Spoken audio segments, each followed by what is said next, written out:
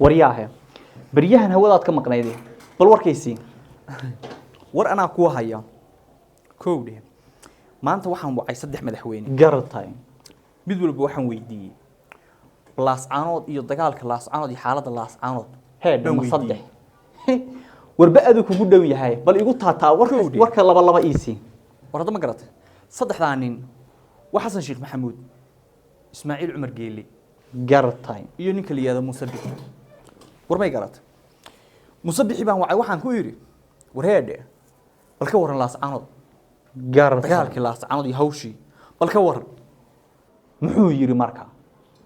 wuxuu dhahay niyo intaan laascaanood burburinay ee aan lahaa dhulka la siin Soomaaliland baan burburiyay buu garatay warda may garatay hargeysa iminka ka dhex bilaabatay buu yiriyo iminka anigina waxa la igu daray buu yiraahdaa garatay war waa baroonya inta hadda ogaaday haye oo waxaan isla hore u yaa garatay warda may garatay waxaan isla haabiyo laascaanood marka dhulka la siinto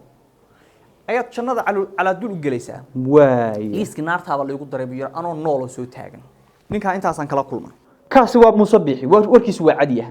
yaad ku xijisay waxaan wacay Ismaaciil Cumar Geeli waay waxaan ku yiri war oday Soomaaliyeedna waa taa xantuna waa badnay garatay waxbuu saa lugta ugu walaaqaana waa la dhahaa hadda ma garatay bal warano xaaladda ka warano Soomaalida ka warano dagaalkii ka war laascaanood bal warka isii baan ku yiri ninkaas wuxuu yiri garatay laba midba ii daran buu yiri war ma garatay laba midba ii daran garatay Soomaali inay midowdo ama Soomaaliya iyo Soomaaliland inay midoobaan oo heshiiyaan ii daran buu yiri ma doonayo garatay Somaliland oo la aqoonsaday oo dunidu aqoonsatana ii daran buu yiri ma doonayo muxuu rabaa marka hadaba war annaga wax aragnay haye wuxuu yiri waxaan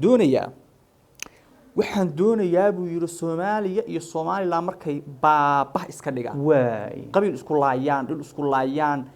deekow iska dhigaan ay colaytabaan kala fogaadaan kala libraan kala dhintaan kala baaba'aan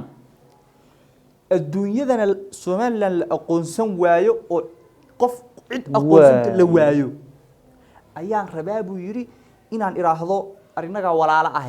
aynu isku biirno oo aniga igu biiraan Djibouti ku soo biiraan oo macnaha Djibouti baa igu yaraatay waa fidinaya haye meeshu waana kulushahay dhinacna u dhaqaaqa xeebtii baan gelaya xagaan u dhaqaaqa Ethiopia dalaq dhinacan dalaq Somaliland meeshu waa igu yaraatay biir marka waxaan rabaa biir Somaliland oo dhan inaan ay soo raacdo anu horta intaas aan rabaa biir maxaa cibrimo uma harina maxaa soo bahalkee kursi fidi iyo hawl haye warbal waywad حسن شيخ محمود يرسو حسن شيخ ما وعد وهذا مقعابي واي هذا الفدل لك وحيستي بل ورم ما قرطاي ninka soo xiriirniyo aniga lababa mid ay daran Somaliland ina la safto aan iraahdo Somaliland oo dhan oo SSC iyo Puntland igu kacaan aan culoono ii daran gartay ina SSC intaan la safto Somaliland kala dhimanana ii daran buu aniga xaaladuba way igu cakirantahay beesha caalamka iyo waxba meel hadda wax wada mooyaane xaaladu dhiida iga taagan tahay warad ma garat aan warkaas aan ku hayaay adiga maxaa kaaga baxay aniga waxa iga baxay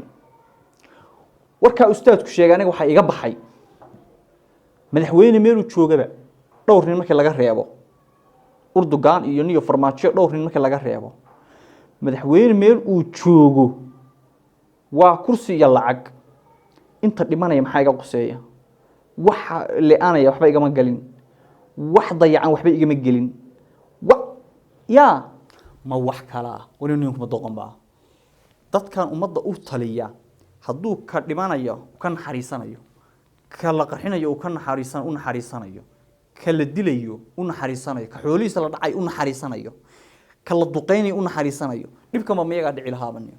asabta qiimaha badan halkani waa dir media ku soo dhawaada muuqaalo fara badan oo xiiso leh fadlan ugu soo biir YouTube ka dir media